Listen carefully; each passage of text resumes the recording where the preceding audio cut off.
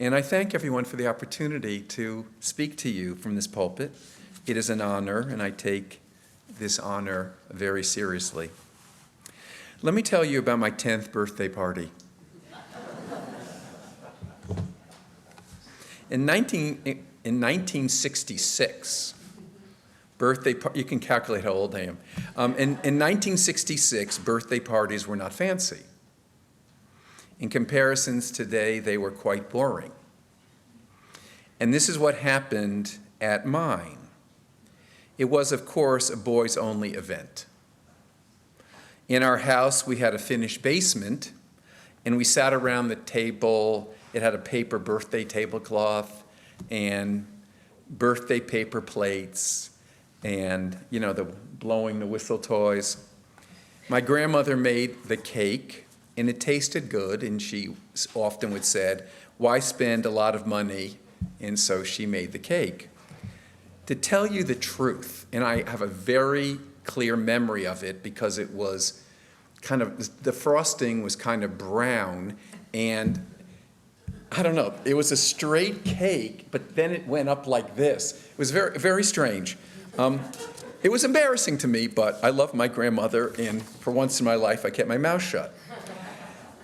Now, which is very rare. So what was significant about this party were the hats that we distributed.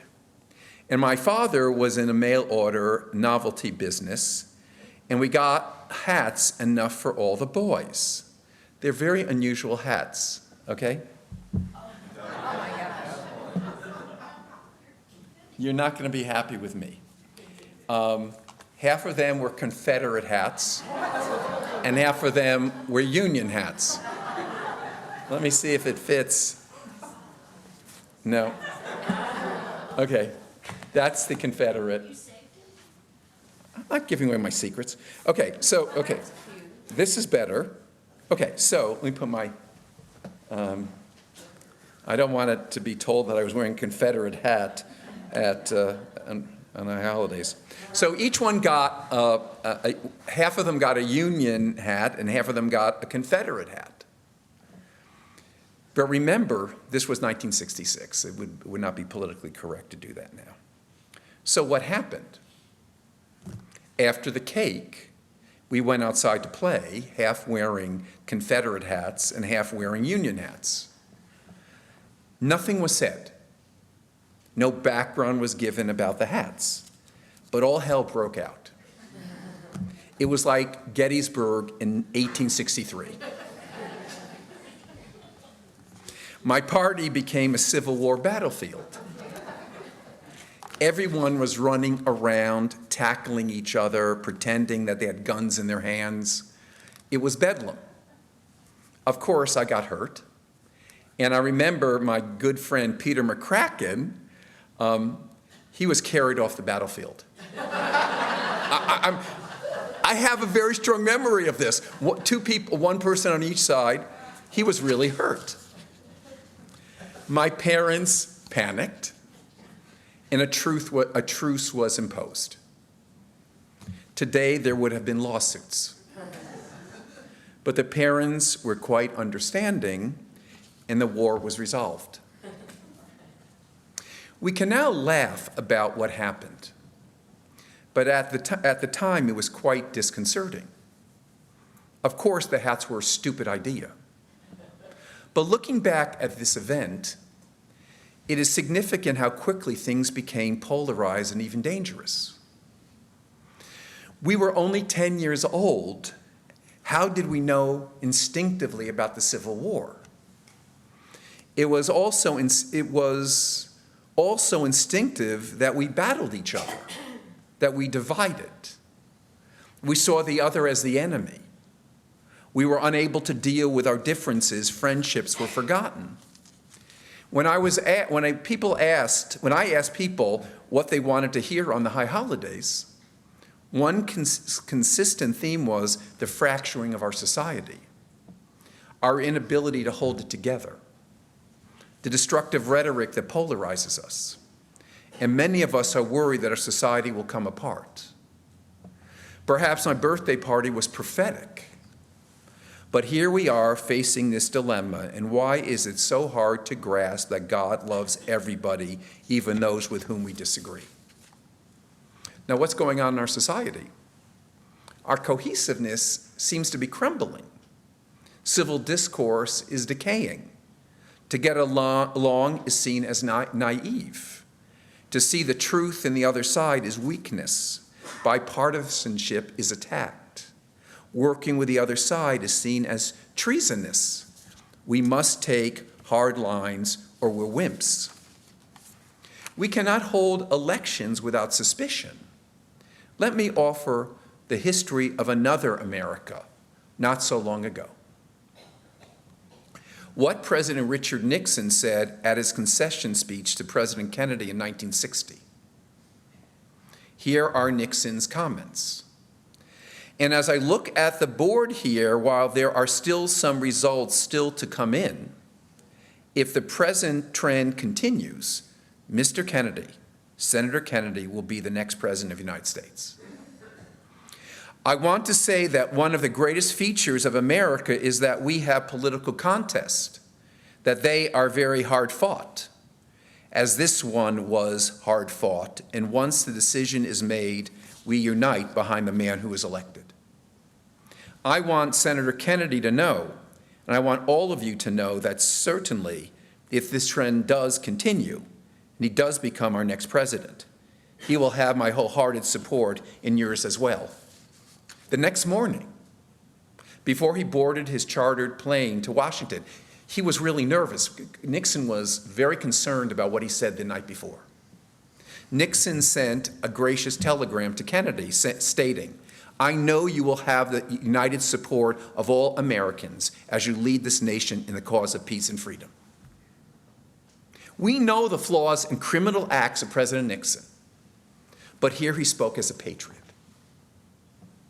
What has happened to us in 64 years? I'm melancholy about that loss of America.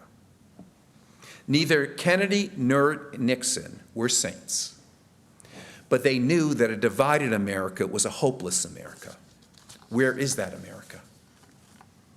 Social media has divided us. People with the most extreme positions get followers and demean anyone not in the group. People develop tunnel vision and view anyone who doesn't share their views as the enemy.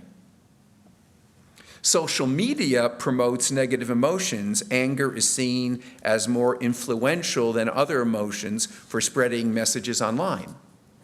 The algorithms used by social media companies prioritize content that is most likely to keep users engaged, leading to reinforcement of their existing opinions and preferences. We end up in our own boxes, and we won't let anyone in. We are a divided America. Do you watch MSNBC, CNN, or Fox? I admit, I never watch Fox. I occasionally watch CNN. I have a regular diet of MSNBC. Is that a healthy viewing schedule for democracy? Absolutely not. I'm guilty as charged. Let us go from the sublime to the ridiculous. Here is an example that impacted many of us. It sounds trivial, but it's not. Did you notice around Thanksgiving and Passover, all the articles in the newspapers and magazines and online about how to avoid conflict at festival meals? Basically, they were making rules about how not to have a thoughtful conversation. And after reading many of them, it seems as though it basically came down to talk about turkey stuffing and not about global climate change. Talk about matzo balls and not about immigration.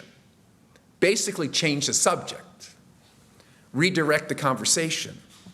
Agree in advance not to talk about various subjects. How can anyone be interesting if people can't discuss things? Or are we afraid of disagreement? Our country was created by compromise. When the Constitution was written in 1780, the founders organized conventions to discuss what should be in the document. That is, there were formal meetings to facilitate disagreement, conflict, and argument. And in many cases, attendees had legitimate disagreements about what should be the next federal government's role and responsibilities. Delegates from large and populous states arrived with the expectation, often different from their colleagues from a small, more sparsely populated states. And without compromise that addressed everyone's needs to some degree, the Constitution would not have been written. In other words, disagreement, conflict, argument are a feature of democracy, not a flaw. Why does it seem so foreign to us now? Descartes said, "I think, therefore I am." A Jew says, "I argue, therefore I'm alive." In the age of polarization, what must we do? For the Jews, silence is destructive. Our Jewish approach cultivates a culture of discussion and disagreement that honors all parties, that affirms that through discussion, that through intense argument and engagement, human beings are enriched, ideas are developed, and a culture is stabilized. According to Jewish tradition, the Second Temple was destroyed because of hatred that existed among the Jews. In the first century, profound disunity existed. Pharisees, Sadducees, Essenes, the Zealots, the priests, the Messianists. They fought, inflamed distrust, and their distrust weakened them in the battle against Rome. And what happened? The temple was destroyed, and the Jews went into exile. In the aftermath of this destructive period, the ancient rabbis offered a solution. Don't fight, discuss. Combine the wisdom of both sides. Keep the conversation going, because there's always new truth to be discovered. We Jews embrace discussion, disagreeing not out of egotism, but with the goal of new wisdom. Let me share you a story from the Talmud. I know you've never heard it. And this was summarized and translated by Rabbi David Wolpe, an incredibly distinguished American rabbi. This is from the Talmud. Rabban Gamliel, the patriarch, the leader of the rabbinic community, has a disagreement with Rabbi Yoshua about whether the evening prayer is mandatory or optional. We won't get into that. Rabban Gamliel summons Rabbi Yoshua and not only challenges him in public, but forces him to stand during Rabban Gamliel's entire lecture, embarrassing Rabbi Yoshua and emphasizing Rabban Gamliel's powerful position. Rabban Gamliel has abused his authority, controlling dissent and forcing his own views on everyone else. He had mistreated other rabbis and limited the number of students who could study in the Beit Midrash, in the house of study. But the shaming of Rabbi Yoshua is the last straw. The sages depose Rabban Gamliel. They take him off of his position and elevate Rabbi Elazar ben Azariah in his place. He's just pushed out. But the story doesn't end there. Rabban Gamliel apologizes to Rabbi Yoshua, and one version says he apologizes to each of the sages for his behavior. With less exclusionary leader in place, the sages add benches to the study hall to accommodate the many new students who wanted to join. They wanted a place to study where different opinions were honored. With all of these fresh perspectives, the scholars are able to resolve all the legal debates in front of them. In seeing how many students have joined the Beit Midrash, the house of study, and the impact of adding so many voices to the debate, Rabban Gamliel regrets his earlier decision. And he realizes that in limiting diverse perspectives, he has limited the spread of Torah. The original dispute about the evening prayers is decided through argument, and a conclusion is reached. And because he realized the errors of his ways and changed, Rabban Gamliel is offered a path back to social esteem. He and Rabbi Elazar ben Azariah rotate as head of the academy, thereby ensuring no single view would dominate without challenge. Religious arguments were elevated as the true way to find solutions to profound questions. We live in a world where we cut people out of our lives because they see the world differently than we do. The rabbis had a nobler vision. Let us bring peace together, seek wisdom from each other, and to pursue in the pursuit of God and of wisdom. Here's an extraordinary story about how this can happen in contemporary terms. A Newsweek article published in 2020 describes the relationship between Justice Antonin Scalia and Ruth Bader Ginsburg. Christopher Scalia, Justice Scalia's son, is quoted as saying, "With the passing of Justice Ruth Bader Ginsburg, many people wonder how she and my father, the late Justice Antonin Scalia, managed to be such good friends, despite having such different views about the law. It seems so unlikely to people that they ask me bluntly, 'I hear they were friends. Is that true?' Yes, it is," he says. "The friendship began when they were judges on the U.S. Court of Appeals in a D.C. circuit in the early 1980s. They enjoyed working together and had many things in common. They were brought up in New York around the same time, though in different boroughs, and they made each other laugh. They loved opera. There's even an opera about them, and their spouses were friends too." Close quote. They like to be in each other's company. They like to kibitz. They love sharing meals together. They love to travel together. What is Christopher Scalia's point? They didn't let differing and deeply held convictions undermine their dear friendships. Imagine, this is unbelievable. If you don't remember anything about what I said, I want you to remember this. They were so respectful to each other that they would correct written drafts of each other's legal opinions, trying to strengthen each other's writings. In that process, their decisions were stronger and more persuasive. Imagine trying to strengthen the position of your judicial opponent. That is humility. That is respect. That is patriotism. If that is not Talmudic, I don't know what is. Let me quote again from Christopher Scalia, Justice Scalia's son. Judge Jeffrey Sutton, one of my father's former clerks, tells a story about visiting my father at the Supreme Court on what happened to be Justice Ginsburg's birthday. My dad had bought his old friend 24 roses for the occasion, and Judge Sutton started teasing him, joking that there was no point to a gift like that when Justice Ginsburg had never sided with him in an important 5-4 case. And my father replied, "Some things are more important than votes." Let that sink in. Some things are more important than votes. This is civility at its best. Robust intellectual discussion, intense sharing of differences, deep commitment to your principles, but in the end, friendship trumps them all.